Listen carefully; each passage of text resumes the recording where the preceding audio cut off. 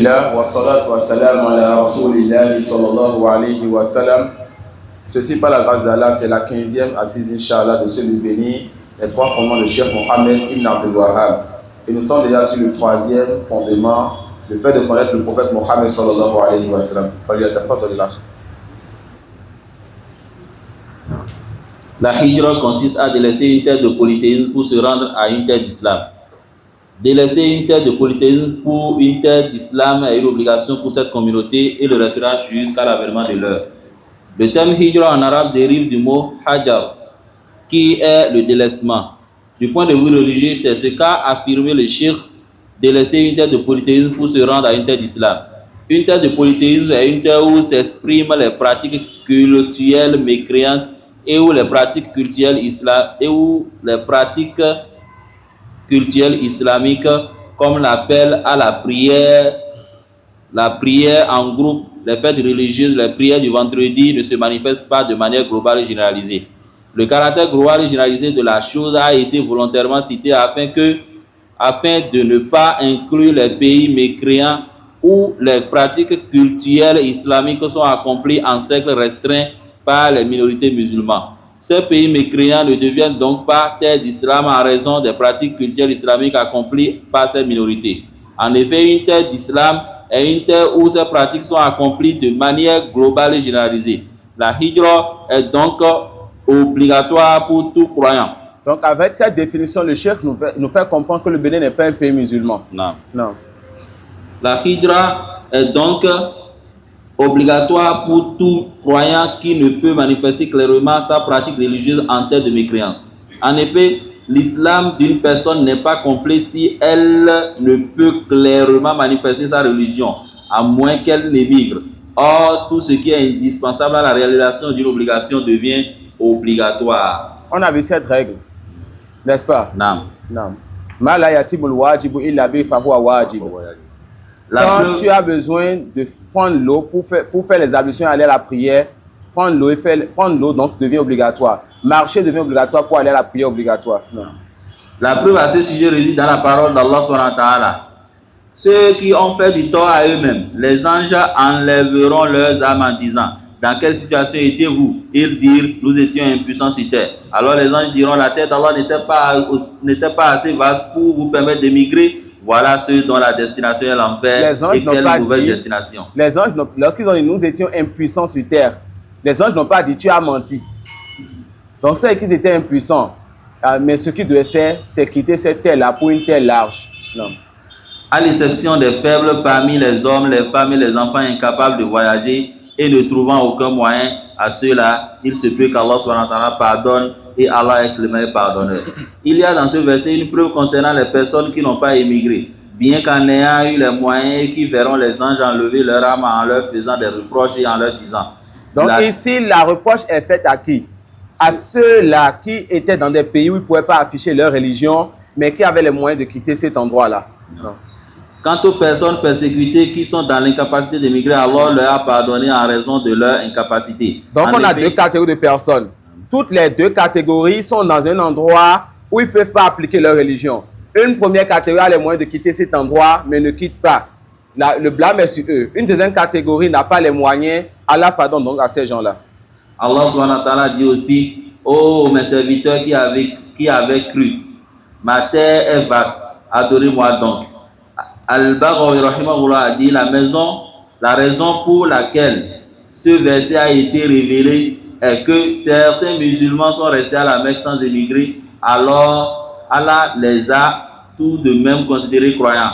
La preuve tirée de la sunna concernant la hijra est la parole du prophète sallallahu alayhi wa sallam: la hijra ne cessera pas tant que le repentir sera accepté. Et le repentir sera accepté tant que le soleil ne se sera pas levé de l'Occident. Apparemment, le cheikh rahimahullah n'a apporté que le sens des propos d'Al-Baghawi dans le cas où il les aurait rapportés de son exégèse. En effet, on ne retrouve pas ces termes exacts dans l'exégèse de Al-Baghawi. Ceci arrivera lorsque plus aucune bonne action ne sera acceptée d'Allah subhanahu wa ta'ala. Allah dit: le jour où certains signes de ton Seigneur viendront, la foi ne profitera à aucune âme qui n'avaient pas cru auparavant ou acquis le moindre mérite de sa croyance. Lorsque le soleil se lèvera donc de son couchant, personne qui ne croyait avant ne pourra bénéficier, n'est-ce pas, de sa foi après cela. Donc, lorsque le soleil se lèvera de son couchant, la porte du repenti va être, n'est-ce pas, fermée donc derrière elle. Non. Complément. Le statut juridique du voyage en terre de mécréance. Ceci, prêtez attention. Et après ça, essayez d'envoyer ça là comme image dans le groupe au frère, Inch'Allah. C'est quoi le jugement donc de voyager vers un pays non musulman? Non. Le statut juridique du voyage en terre de mécréance. Voyager en terre de mécréance n'est permis que sous 3 conditions. Et quand les conditions de quelque chose ne sont pas réunies, la chose elle est interdite. Non. Première condition, que le voyageur soit doué d'une science religieuse lui permettant de refuter les ambiguïtés insufflées par les mécréants. Combien donc combien parmi les musulmans qui prennent leur valise pour aller en France et aller en Europe donc, ont pris cette science-là? Non. Deuxième condition, qu'il soit doté de piété, l'empêchant de succomber aux tentations du péché. Troisième condition. Il va avoir des filles mal habillées là-bas. L'alcool, la musique et tout type de mots. Qu'il ait, n'est-ce pas, cette piété qui va l'amener à ne pas tomber dans ce mal-là. Troisième condition, qu'il soit dans la nécessité d'effectuer ce voyage. Donc le voyage doit être fait pour un besoin et un besoin réel. Non. Et le chef va encore continuer en détail, Inch'Allah. Si ces conditions ne sont pas remplies, il n'est alors pas permis de voyager en pays mécréant en raison des tentations réelles ou potentielles qui s'y trouvent, en plus du gaspillage d'argent. En effet, de grandes sommes d'argent sont dépensées dans ces voyages. Si en revanche, le besoin de se rendre en ces pays se fait sentir pour un traitement médical ou pour étudier une science qui n'existe pas dans le pays musulman. Qui n'existe pas dans le pays musulman. Non. Et que la personne concernée est douée de sciences religieuses et de piété comme décrit ci-dessus, alors il n'y a pas de mal à cela. Non. Par contre, voyager en ces pays dans un but touristique n'est pas considéré comme un besoin. Et combien sont-ils nombreux? Et l'on peut tout à fait pratiquer le tourisme dans les pays musulmans où les habitants sont assidus dans la pratique de la religion islamique. Certaines régions de notre pays, louange à Allah. La chose c'est quoi? Les gens voyagent pour leur plaisir. J'ai, n'est-ce pas, dans ma famille, quelqu'un qui a fait 17 ans au Liban et la personne travaillait dans les hôtels. La personne m'a dit, avant sa conversion, qu'elle était là-bas, que parfois des Arabes venaient, n'est-ce pas, là-bas au Liban. Aussitôt rentré, tu vois la fille avec le niqab et le djilbab.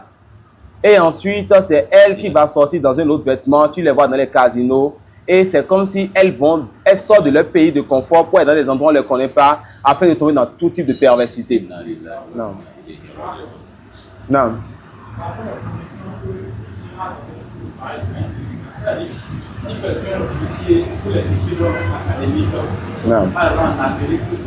Que la personne, selon ce que le Shira dit, ait la science, que cette science qu'elle veut aller tuer là-bas ne soit pas dans un pays musulman, et que cette personne ait la piété qui va l'empêcher de tomber dans les passions là-bas. Selon la parole de Cheikh, il délaisse la bourse. Non.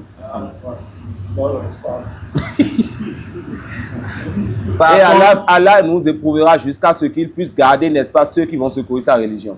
Non. Par contre, voyager en ces pays dans un but touristique n'est pas considéré comme non. Quant à résider en terre de mécréance, cela représente un grand danger pour la religion du musulman, son éthique, sa morale et sa bienséance. J'ai d'ailleurs été, comme tant d'autres, témoin de la déviance de nombreuses personnes ayant résidé en terre de mécréance. Elles en sont revenues complètement transformées. Certaines se sont perverties. Et certains ont délaissé carrément l'islam. D'autres ont littéralement apostasié et renoncé à leur religion et à toutes les autres croyances. Qu'Allah nous en protège.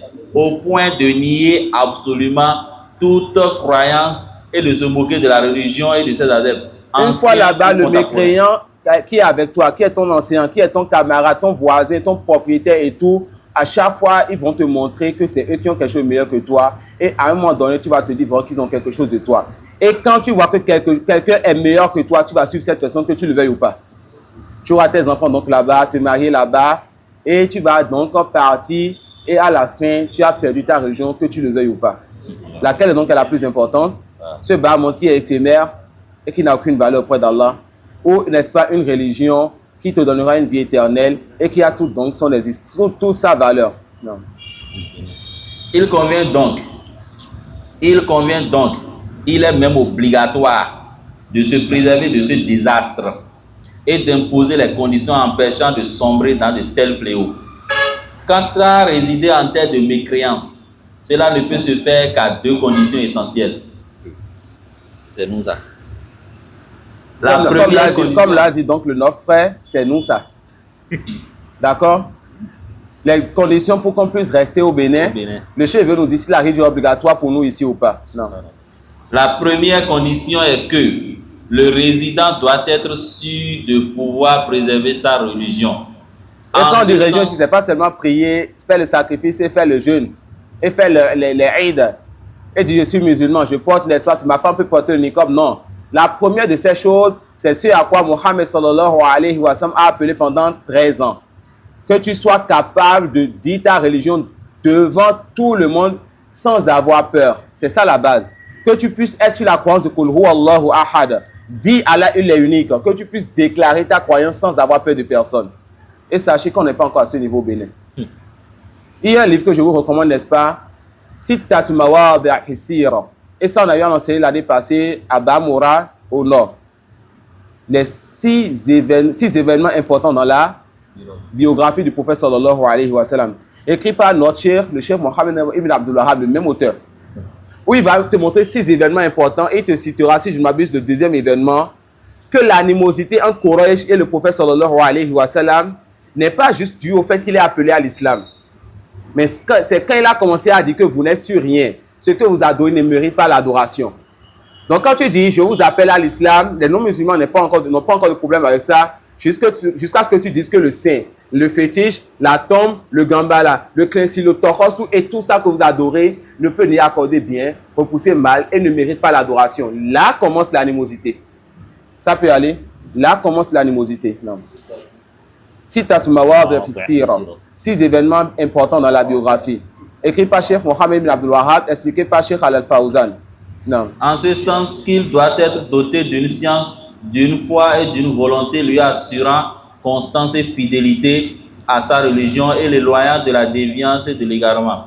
Il doit éprouver de l'aversion et de l'inimité envers les mécréants et doit faire en sorte de ne pas les aimer ou les affectionner. On a déjà vu la différence entre l'alliance, l'amitié et, n'est-ce pas, les transactions. Non. Non. En effet, aimer et affectionner les mécréants est en opposition avec la foi en Allah.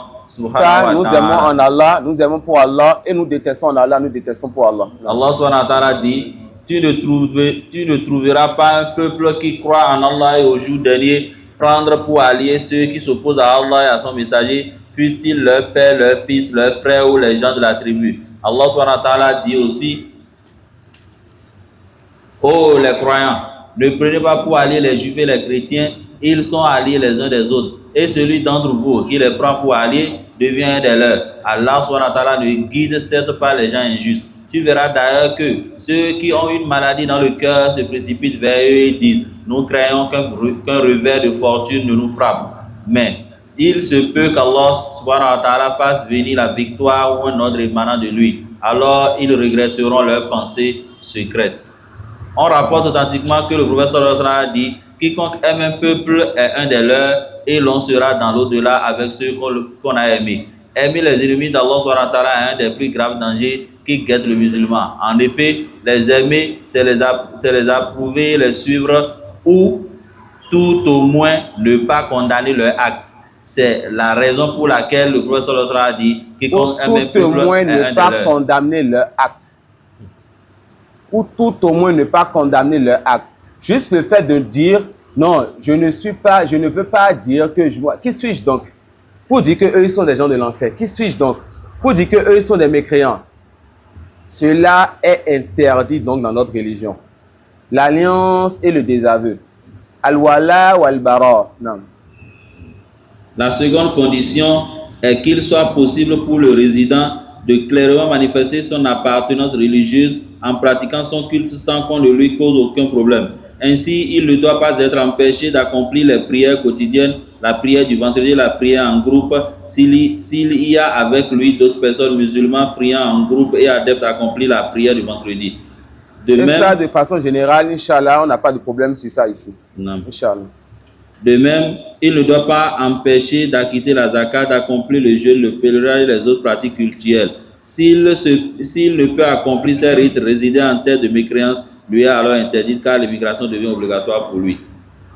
Donc, celui qui n'a pas rempli l'une des deux conditions dans un pays, cette personne, la hijra, elle est obligatoire sur elle. Ensuite, elle est dans deux cas. Si elle a les moyens de partir, alors cette personne, le blâme tombe sur elle. Et si elle meurt dans cet état, les anges lui diront ce qu'ils ont dit aux croyants avant lui. Et que cette personne sache que son état de foi n'est pas comme l'état de foi des compagnons qui étaient restés à Makkah. Qu'elle prenne donc garde. Et si elle n'a pas les moyens, on espère qu'Allah lui pardonne. Non. L'auteur Al-Mughni a dit à propos des différentes catégories de gens concernant l'immigration. La première catégorie est celle des gens pour qui l'immigration est obligatoire. Il s'agit de ceux qui ont les moyens d'émigrer et qui ne peuvent ni manifester clairement leur appartenance religieuse, ni accomplir les rites obligatoires de leur religion en vivant parmi les mécréants. L'immigration est une obligation pour eux. Allah subhanahu wa ta'ala dit: ceux qui ont fait du tort à eux-mêmes, les anges enlèveront leur âme en disant: dans quelle situation étiez-vous? Nous étions faibles sur terre, dit-il. Alors les anges diront: la terre d'Allah n'était-elle pas assez vaste pour vous permettre d'émigrer? Voilà bien ceux dont la destination est l'enfer, et quelle mauvaise destination. Il y a là une menace sévère qui indique le caractère obligatoire de l'immigration. En effet, accomplir les actes de religion exigés est obligatoire pour qui en a les capacités. Émigrer est une condition préalable nécessaire à la réalisation complète des actes obligatoires. Or, tout ce qui est indispensable à la réalisation d'une obligation devient une obligation. Fin de citation. Non. Avec ça, on a, n'est-ce pas, encore avancé un peu dans le livre. On va s'arrêter sur ceci, Inch'Allah. Et demain, demander l'aide d'Allah pour qu'il nous permette de finir ce livre, qui sera donc le premier livre qu'on espère finir dans ce séminaire. Wallahu al-muwafiq. Wa jazakumullahu khairan. Wa subhanaka wa bihamdik. Ashhadu an la ilaha illa anta wa astaghfiruka wa atubu.